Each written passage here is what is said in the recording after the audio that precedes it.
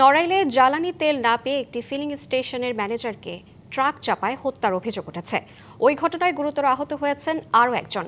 রবিবার মধ্যরাতে নড়াইল সদর উপজেলার তুলারামপুর রেল ব্রিজ এলাকায় এ ঘটনা ঘটে। তানভীর ফিলিং স্টেশনে ম্যানেজার নিহত নাহিদ সর্দারের বাড়ি তুলারামপুর ইউনিয়নের পেরোলি গ্রামের আকরাম সর্দারের ছেলে।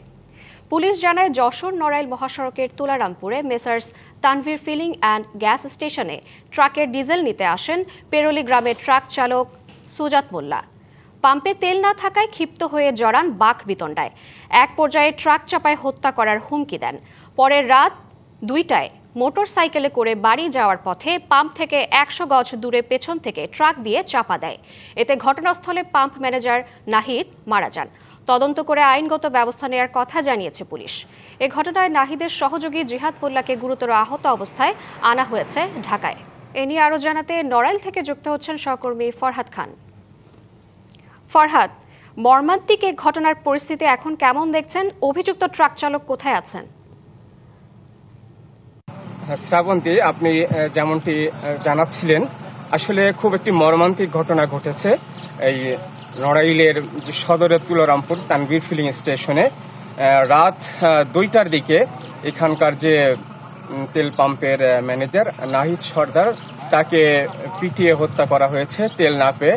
একজন ট্রাক চালক এই ঘটনা ঘটিয়েছে। এছাড়া এই ঘটনায় জিহাদ মোল্লা নামে একজন আহত আছেন। তিনি আহত অবস্থায় চিকিৎসাধীন আছেন ঢাকাতে।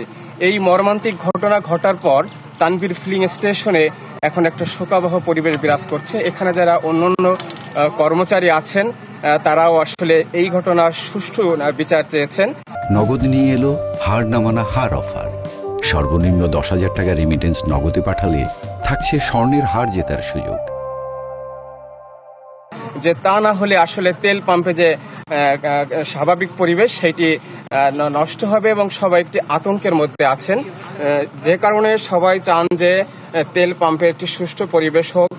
তেল নিয়ে যে সারা দেশে আসলে একটি সংকট রয়েছে, সেই সংকটের মধ্যে দিয়ে নড়াইলের আসলে ঢাকা বেনাপোল নড়াইল জাতীয় মহাসড়কের পাশেই এই ফিলিং স্টেশনটির অবস্থান। তুলারামপুরে তানভীর ফিলিং স্টেশন, এখানে এই মর্মান্তিক ঘটনা ঘটার পর এখানে একটি আসলে হৃদয় বিদারক পরিবেশ বিরাজ করছে। অন্যান্য যারা আছেন তারা চান নিরাপত্তা, যে নিরাপত্তা না হলে এই সংকটের মধ্য দিয়ে তারা আসলে পাম্পে স্বাভাবিকভাবে কাজ করতে পারবেন না। একে তো তেলের সংকট, তারপরে যদি এই ধরনের হামলার শিকার হন বা হতাহতের ঘটনা ঘটে, তাহলে আসলে তারা কাজ করতে পারবেন না। তারা নিরাপত্তা চেয়েছেন। তো সব মিলে এই পাম্পে এখন এই অবস্থা বিরাজ করছেন। আর যিনি ট্রাক চালক, যিনি আসলে এটা চাপা দিয়ে হত্যা করেছেন এই ম্যানেজারকে, তিনি আসলে পলাতক রয়েছেন। পুলিশ আইন শৃঙ্খলা বাহিনী আসলে তাকে আটকের চেষ্টা করছে। আসলে এই বিষয়টি আমাদের জানিয়েছেন যে হাইওয়ে থানার ওসি সিকেন্দার আলী সহ আইন শৃঙ্খলা বাহিনীর সদস্যরা। তো নড়াইলের তানভীর ফিলিং স্টেশনের যে হতাহতের ঘটনা ঘটেছে, এটি ছিল এখানকার সর্বশেষ অবস্থা। ফরহাদ, আপনাকে ধন্যবাদ।